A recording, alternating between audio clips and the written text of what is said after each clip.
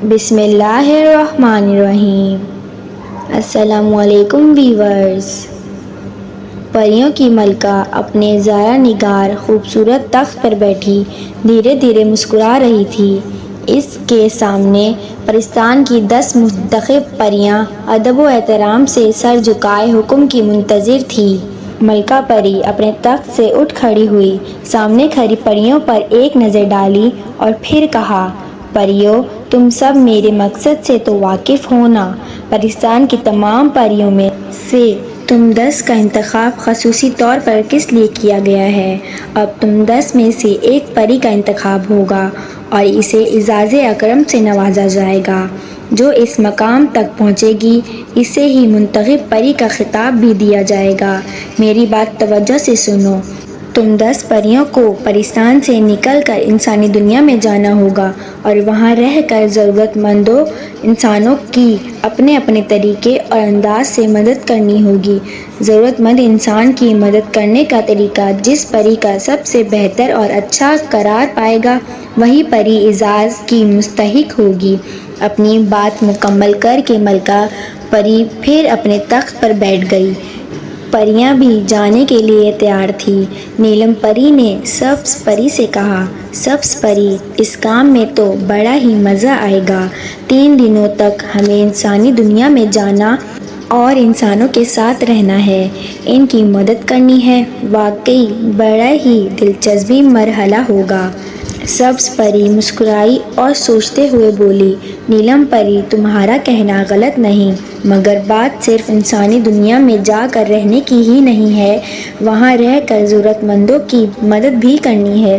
یہ مدد کس طرح کرنی ہے، بس یہی فکر مجھے پریشان کر رہی ہے۔ یہ کام آسان نہیں، بہت مشکل نظر آ رہا ہے۔ ہماری ملکہ بڑے ہی تجربے کار خوبیوں کی مالک ہے۔ انہوں نے یہ مقابلہ جان بوجھ کر اور سوچ سمجھ کر رکھا ہے۔ چلو کل صبح ہی ہمیں یہاں سے انسانی دنیا کی طرف نکل جانا ہے اور 3 دن گزر کر چوتھے دن کی صبح واپس پرستان پہنچ جانا ہے اور ملکہ کی خدمت میں حاضر ہو کر اپنی کارکردگی پیش کرنی ہے۔ سب ہی پریوں کا یہی حال تھا۔ سب ہی یہ مقابلہ جیت لینے کی خواہش مند تھیں۔ سب کے پاس ضرورت مند انسانوں کی مدد کرنے کے لیے اپنے اپنے طریقے تھے۔ پریوں کی ملکہ مقابلے میں شریک پریوں کو خود پرستان کے دروازے تک خدا حافظ کہہ کر رخصت کرنے آئی اور سب کو اپنے دلی آواز مسکراہٹ کے ساتھ اللہ حافظ کہہ کر رخصت کیا۔ پھر ساری پریاں ایک ساتھ ہی انسانی دنیا میں پہنچ کر زمین پر اتری۔ سبز پری نے نیلم پری سے کہا، نیلم، اب ہم سب یہاں سے الگ الگ ہونے کے لیے جدا ہوتی ہیں اور مختلف سمتوں میں جا کر اپنے اپنے کام کریں گی، پھر 3 دن کے بعد پرستان میں ملیں گی۔ نیلم پری نے ساری پریوں کو مسکرا کر رخصت کیا۔ چوتھے دن کی صبح ساری پریاں اپنی ملکہ پری کی خدمت میں سر جھکائے ادب سے کھڑی تھیں۔ ملکہ نے سب پریوں پر نظر ڈالی، پھر کہا، تم لوگوں کی تعداد 10 ہونی چاہیے۔ یہاں سے جاتے وقت تو 10 تھی اور اس وقت صرف 9 یہاں پہنچی ہو، ایک کہاں رہ گئی؟ ملکہ کی بات سن کر نیلم پری نے کہا، ملکہ عالیہ، سب ہی پریاں انسانی دنیا سے واپس آ گئی ہیں، بس سبز پری ابھی تک نہیں پہنچ سکی۔ پھر تو سبز پری اس مقابلے سے ہی آؤٹ ہو گئی۔ ملکہ پری نے کہا، وہ وقت پر حاضر نہیں ہو سکی، اب مجھے 9 پریوں میں سے ہی حاضری پریوں کا انتخاب کرنا ہوگا۔ تم ایک ایک کر کے اپنی کارکردگی سناؤ۔ ان 3 دنوں میں ضرورت مندوں انسانوں کی کس طرح مدد اور خدمت کی؟ ایک پری نے آگے بڑھ کر کہا، ملکہ عالیہ، میں کمال پور نامی بستی میں گئی اور ایک غریب شخص کے پاس پہنچی۔ اس کے گھر 3 دن تک رہی۔ میں نے اسے امیر شخص ہو جانے کی دعا دی۔ دوسری پری نے کہا، میں ایک شخص کے گھر گئی، وہ ایک غریب انسان تھا، دن بھر جو کماتا اس رقم سے شراب خرید کر پیتا اور بیوی بچوں کو مارتا پیٹتا۔ اس کے پاس اتنی آمدنی نہیں تھی کہ بیوی بچوں کو کھانے پینے کی چیزیں فراہم کر سکے۔ میں نے اسے دعا دی کہ اسے اپنی زندگی میں روپے پیسوں کی کمی نہ رہے۔ اب وہ بہت خوشگوار زندگی گزار رہا ہے۔ اس طرح ایک کے بعد ایک کر کے پریاں آگے آتی اور اپنی کارکردگی بیان کرتی رہی۔ اب نیلم پری کی باری تھی۔ اس نے ملکہ عالیہ کی خدمت میں شاہی ادب مطابق 7 مرتبہ سلام پیش کیا، پھر کہا، ملکہ عالیہ، میں بھی اس طرح ایک خاندان میں پہنچی۔ میں نے دیکھا خاندان کے افراد آپس میں مل جل محبت سے رہنے کے بجائے ہر وقت لڑتے جھگڑتے رہتے، بھائی بھائی میں نہیں بنتے۔ اس وجہ سے وہ بھی غریبی کا شکار تھے، اور شکار کیوں نہ ہوتے، سب ہی لڑتے جھگڑتے رہتے تھے۔ کام کاج کاروبار پر کسی کی توجہ نہیں تھی۔ میں نے بھی انہیں فوراً امیر بن جانے کے لیے پرائز بانڈ کھل جانے کی دعا دے دی۔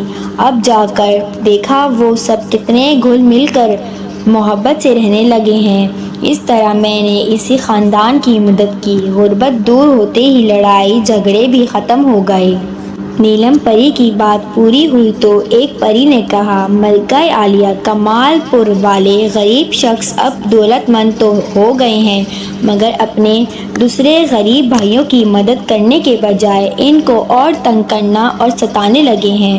اسے اپنی دولت پر بہت غرور اور تکبر ہو گیا ہے۔ کہہ کر اس پری نے اپنی گردن کے ساتھ ساتھ نظریں بھی جھکا لی جس نے اس شخص کی مدد کی تھی۔ دوسری پری نے کہا، ملکہ عالیہ، جس خاندان کے لیے دعا کی گئی تھی کہ اسے زندگی گزارنے کے لیے پیسوں کی کمی نہ رہے، وہ بھی بگڑ گئے ہیں۔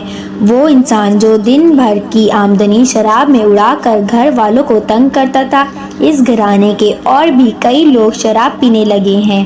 اب تیسری پری نے جس خاندان کی مدد کی تھی، شرمندگی سے سر جھکائے کھڑی تھی۔ ایک پری نے نیلم پری کو مخاطب کیا۔ اس نے کہا، تم نے تو دعا دے کر اس خاندان کو اور بھی کاہل بنا دیا۔ وہ لوگ اب اپنے وقت جو کھیلنے میں گزارتے ہیں اور دوسرے بھلے نیک لوگ بھی ان کی صحبت میں بیٹھ کر بگڑ رہے ہیں۔ نیلم پری یہ سن کر خاموش رہی، اس کی نظریں بھی فرش پر گڑی ہوئی تھیں۔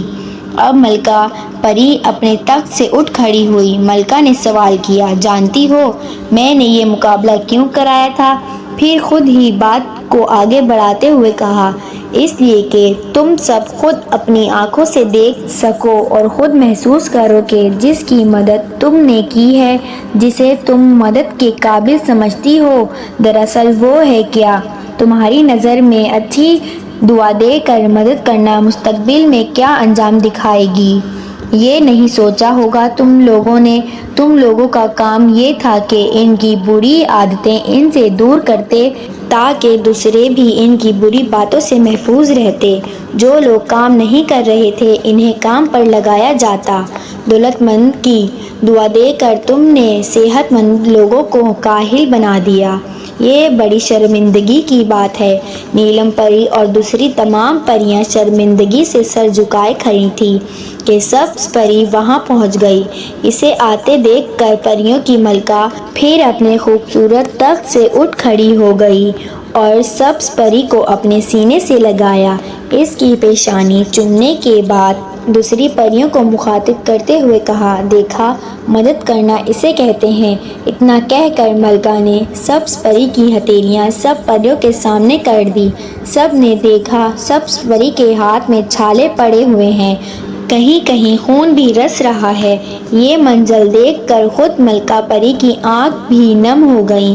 پھر ایک گہری سانس لیتے ہوئے کہا، سبز پری نے جس شخص کی جس طرح مدد کی ہے، اس میں بھی سبق ہے، اور وہ یہ کہ مدد کیسے کرنی چاہیے، اور یہی اس مقابلے کا مقصد تھا۔ سبز پری ایک ایسی محنت کش کسان کے پاس پہنچی جس کا کھیت بالکل خشک ہو گیا تھا۔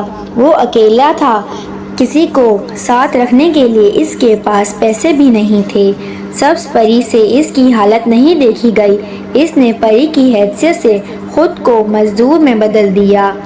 کسان کے پاس پہنچ کر کم از کم اجرت پر اس کے ساتھ کام کرنا منظور کر لیا۔